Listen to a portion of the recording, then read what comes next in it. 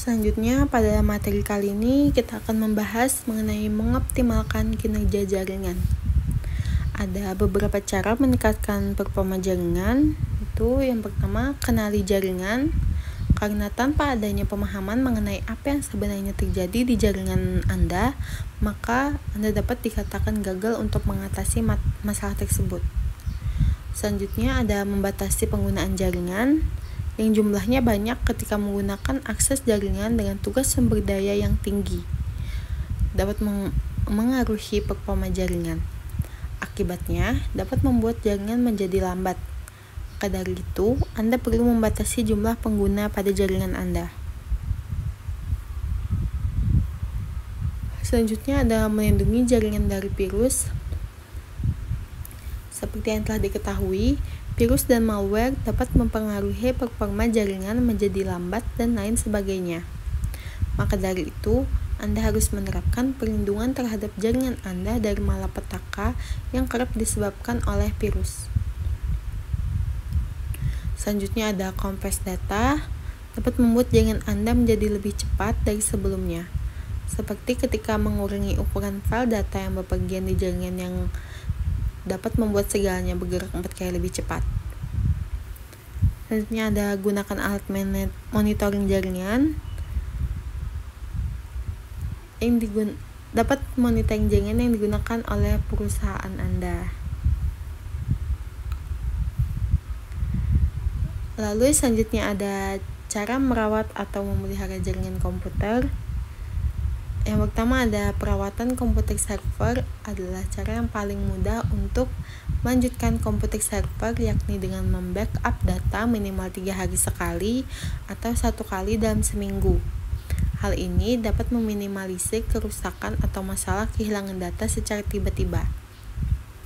Selanjutnya ada perawatan komputer klien dengan membersihkan komputer klien dari virus atau malware secara berkala. Lakukan update antivirus dan aplikasi penting lainnya. Selain itu, juga bisa membersihkan file sampah yang sudah tidak digunakan. Dengan perawatan sederhana ini, dapat menjaga kinerja komputer klien agar tetap dalam kondisi prima. Cara merawat atau memelihara jaringan komputer yaitu merawat kabel komputer atau kabel jaringan dengan memilih kabel berkualitas bagus yang terbuat dari besi atau plastik kokoh. Menempatkan kabel pada posisi yang aman dan merapihkannya agar terkesan rapi. Yang kedua ada merawat hub and switch dengan melakukan pengecekan secara berkala serta meletakkan 2 perangkat ini di tempat yang aman. Yang ketiga ada merawat konektor IJ45 dengan membersihkan pin konektor secara rutin, baik dan menggunakan sikat khusus atau alat lainnya. Materi terakhir ada JARCOM untuk masa depan atau jaringan komputer untuk masa depan. Prediksi penggunaan komputer di masa depan ada beberapa bidang.